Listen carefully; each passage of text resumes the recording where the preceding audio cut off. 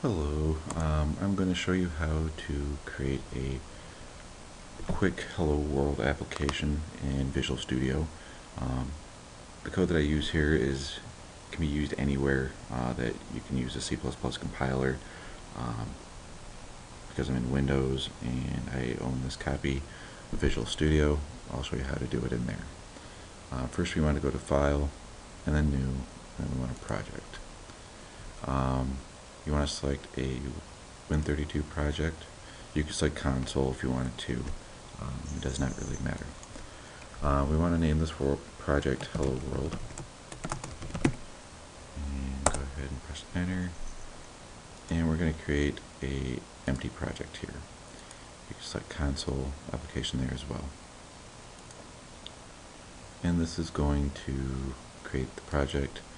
And now what we need to do is start adding some files to it. We're going to add a new item, and we want to do a C++ file with the file extension CPP. It doesn't really matter what the file extension is. You could do .c, .cp, .ch. You could do whatever you want. The compiler just needs to know to compile it. And for the file name that we're going to put, we're going to do main.cpp. The file name itself does not matter, but you want to make sure that you understand what that file contains. So let's say you're working on a huge project and you need to figure out what your entry point is, or what contains a specific class or whatever object.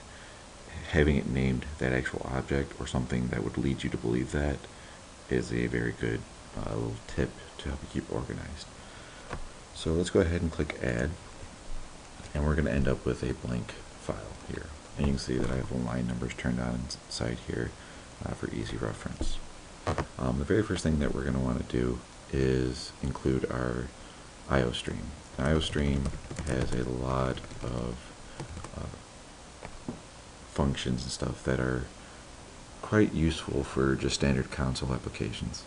When you get into the GUI stuff, it's not so used, but it's pretty handy to have at times. And you can see that I put it in these carets. That doing the carets tells you, or actually tells the compiler where to look for the file. It's going to start looking in its header library for these files. If I were to do it in quotes, it's going to look for a file locally.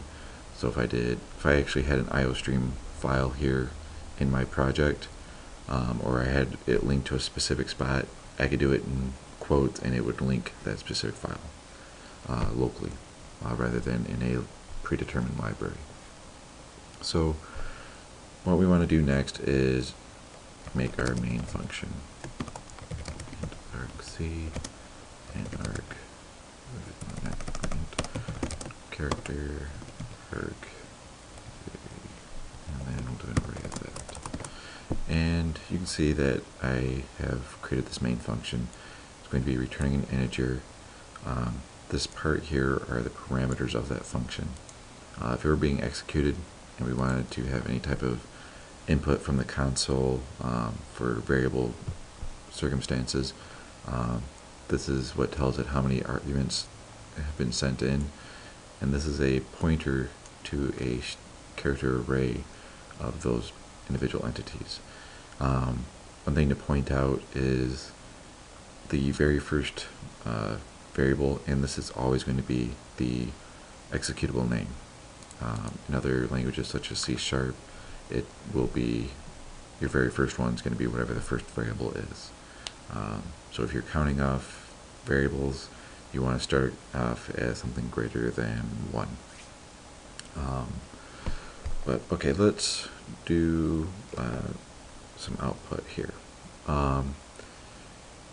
Most applications you'll see are using cout like this.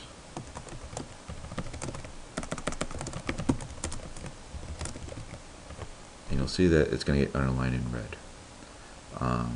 The reason why this is done, and it's a common mistake, is they do not use the namespace standard. You you can create your own namespaces, and later on I will show you how to make your own. But what this does is say to the compiler, I want to, by default, when you're looking for functions, look inside this specific grouping of functions to see if it exists there. If I did not have that there, and I didn't want to put it in for whatever odd reason, what I could do is use std there and double colon. That tells the compiler to look in that specific namespace, and I would have to do it for here as well because they are both part of the same namespace. Now if I compile this, you're going to notice that it compiles and then will immediately exit out when I run it, like so. The reason why that happens is because it is not requesting any input, or it does not have a thread or any work to do after it displays that text. What we can do to fix that is we can include the stdlib, or the standard lib. And what this will do is add more functions that we can call on. And in this case, we're going to use the system function. And what the system function does is it will execute a command, and it will not return back to the program until it has executed and exited. So there's a neat little program that's built into, I think since Windows 98 or maybe before that, called pause. And if I were to execute pause in a command line like so, do pause, you'll see that it says press any key to continue, and it will not exit until I press any of the keys on the keyboard, whether it be tilde, 1, escape, enter, space, whatever it may be. So this is going to execute that pause command. So let's rebuild it, and let's run it. And you notice it says hello world, press any key to continue, and we can press enter there.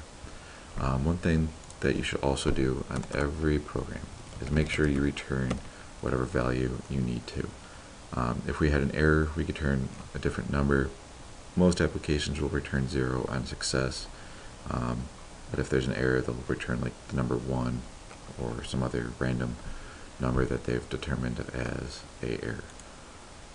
And we can build that, and you can see that it will compile fine and execute the exact same way that it did before. Just to show you again what the namespace thing will do, that I'm not just crazy. I'll remove that from both of these